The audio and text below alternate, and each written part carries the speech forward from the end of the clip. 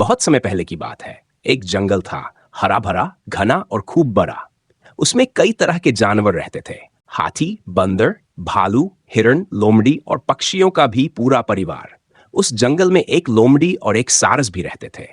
दोनों में अच्छी दोस्ती थी, लेकिन लोमड़ी थोड़ी शरारती और चालाक थी। उसे हर बात में मस्ती सूझती रहती थी, जबकि सारस शांत और सीधे स्वभाव का था।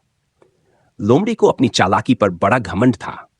उसे लगता था कि वो बाकी जानवरों से ज्यादा होशियार है और जब चाहे सबके साथ मजाक कर सकती है। उसकी यही आदत थी कि मजाक मजाक में कई बार लोगों को परेशान भी कर देती थी। सारस को भी पता था कि लोमड़ी कितनी चालाक है, लेकिन वो हमेशा उसकी बातें सहन कर लेता और दोनों की दोस्ती निभाता। लोमड़ी का मजाक का प्लान एक दिन लोमड़ी के मन में एक अजीब सा ख्याल आया। उसने सोचा, सारस भाई तो बड़े सीधे सादे हैं, क्यों न इनके साथ थोड़ी मस्ती की जाए, मजा आएगा। उसने सारस के साथ मजाक करने का पूरा प्लान बना लिया और सोचा कि इस बार उसे अपने घर खाने पर बुलाएगी। अगले दिन लोमड़ी ने सारस को अपने घर खाने पर बुलाया। उसने कहा, सारस भाई, कल मेरे घर आइए। मैंने बड़े प्यार से आपके लिए खाने का इंतजाम किया है। ऐसा स्वादिष्ट खाना आपने पहले कभी नहीं खाया होगा। सारस को बड़ा अच्छा लगा। उसने सोचा कि लोमड़ी ने उसके बारे में इतना अच्छा सोचा और प्यार से बुलाया है। उसने खुशी खुशी लोमड़ी का न्योता स्वीकार कर लिया और कहा, बिल्कुल लोमड़ी बहन, मैं जरूर आऊंगा।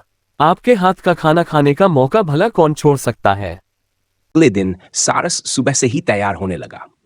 उसने अपने पंखों को अच्छे से साफ किया, नहाया धोया और अच्छे से संवर कर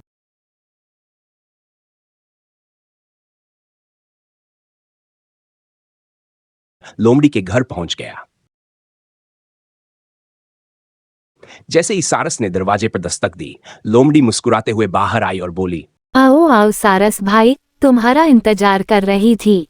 चलो अंदर चलकर बैठो। आज मैंने तुम्हारे लिए खास सूप बनाया है। सारस बहुत खुश हुआ और सोचा, वाह, लोमड़ी ने मेरे लिए कितना बढ़िया इंतजाम किया है, अब मजा आएगा। लोमड़ी ने सूप लेकर आने की बात कही और रसोई में चली गई। कुछ ही देर में वह सूप लेकर वापस आई, लेकिन उसने सूप को एक चौड़ी सी छोटी सी प्लेट में परोसा। प्लेट देखकर सारस थोड़ी दुविधा में पड़ गया, लेकिन कुछ कहा नहीं।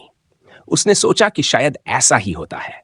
सारस की परेशानी अब समस्या यह थी कि सारस की चोंच लंबी और पतली थी, जिससे वह चौड़ी प्लेट में से सूप नहीं पी पा रहा था।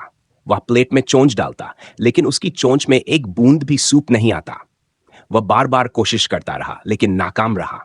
दूसरी ओर लोमड़ी आराम से प्लेट से सूप पी रही थी और सारस को देखकर मुस्कुरा रही थी। लोमड़ी मन ही मन हंसी रोकते हुए सोच रही थी, सारस बेचारा यहां फंसा हुआ है, उसे समझ ही नहीं आ रहा कि प्लेट से सूप कैसे पिए। सारस को लोमड़ी की चाल समझ में आ गई, लेकिन उसने कुछ नहीं कहा। वह चुपचाप वहां बैठा रहा और लोमड़ी की हरकतों को देखता रहा। सारस को बुरा तो बहुत लगा, लेकिन उसने सोचा कि वह अभी कुछ नहीं कहेगा। सारस का जवाबी प्लान, सारस ने ठान लिया कि वह भी लोमड़ी को उसकी हरकत का जवाब देगा, लेकिन समझदारी से। उसे समझ आ गया था कि लोमड़ी ने उसके साथ मजाक किया है। उसने सोचा कि जैसे को तैसा ही जवाब दिया जाए। कुछ दिन बीत गए। फिर एक दिन सारस ने लोमड़ी को अपने घर खाने पर बुलाने का सोचा। सारस ने लोमड़ी को बुलाते हुए कहा, लोमड़ी बहन, कल मेरे घर आओ।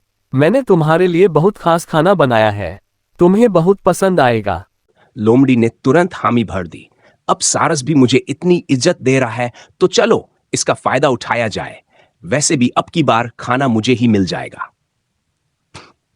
लोमड़ी की मुश्किलें। अगले दिन लोमड़ी अपने आप को अच्छे से सजाकर तैयार होकर सारस के घर पहुंची।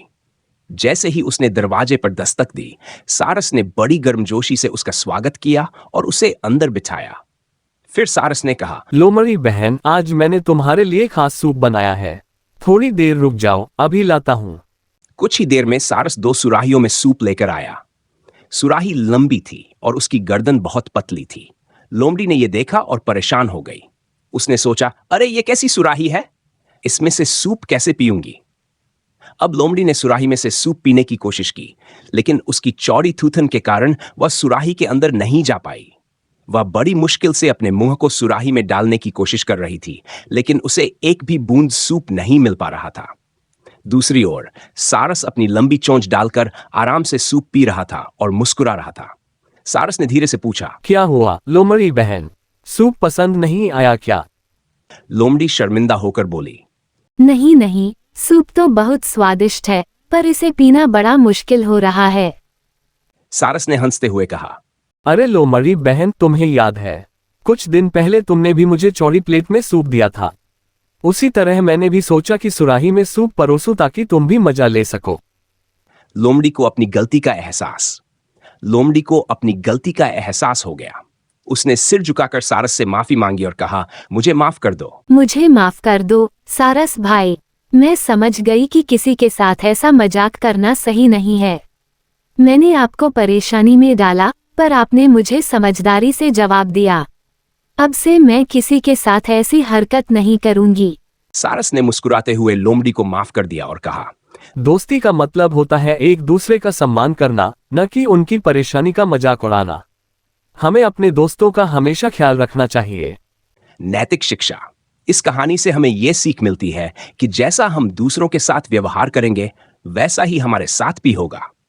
हमें दूसरों का सम्मान करना चाहिए और उनके साथ ऐसा मजाक नहीं करना चाहिए जिससे उन्हें बुरा लगे। साथ ही दोस्ती में प्यार और इज्जत सबसे जरूरी है।